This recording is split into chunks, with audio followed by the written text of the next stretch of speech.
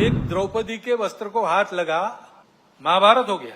एक सीता का हरण हो गया, रामायण हो गया। यहाँ पर कैसी घटनाएं घट रही है। अब कलकत्ता में जो हुआ आरजीकर अस्पताल में, लज्जाजनक घटना है, हम सबको कलंकित करने वाली घटना। ये एक नहीं है, घटनाएं होती है, उसका नियंत्रण वगैरह करना। जैसे वहां खड़े हो गए समाज के सब लोग, डॉक्टर लोगों के साथ, घटना होने ही नहीं देना, इसलिए चौकन्ना रहना चाहिए, सुरक्षा देनी चाहिए। परंतु होने के बाद भी वहां जिस प्रकार से टालमटाल का प्रयास हुआ, अपराधियों को संरक्षण देने का प्रयास हुआ, ये जो अपसंस्कृति फैली है, उसके साथ अपराध और राजनीति का जो गठबंधन हो गया है, उसके ये परिणाम है। और हम देखते हैं कि हमारे देश की परंपरा क्या है, हमारा देश कैसा है। एक द्रौपदी के वस्त्र को हाथ लगा, महाभारत हो गया। एक सीता का हरण हो गया, रामायण हो गया।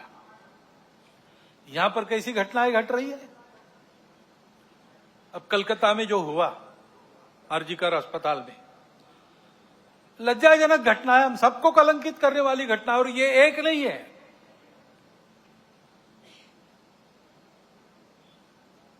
घटनाएं होती है, उसका नियंत्रण वगैरह करना। जैसे वहां खड़े हो गए समाज के सब लोग, डॉक्टर लोगों के साथ, घटना होने ही नहीं देना, इसलिए चौकन्ना रहना चाहिए, सुरक्षा देनी चाहिए। परंतु होने के बाद भी वहां जिस प्रकार से टालमटाल का प्रयास हुआ, अपराधियों को संरक्षण देने का प्रयास हुआ, ये जो अपसंस्कृति फैली है, उसके साथ अपराध और राजनीति का जो गठबंधन हो गया है, उसके ये परिणाम है।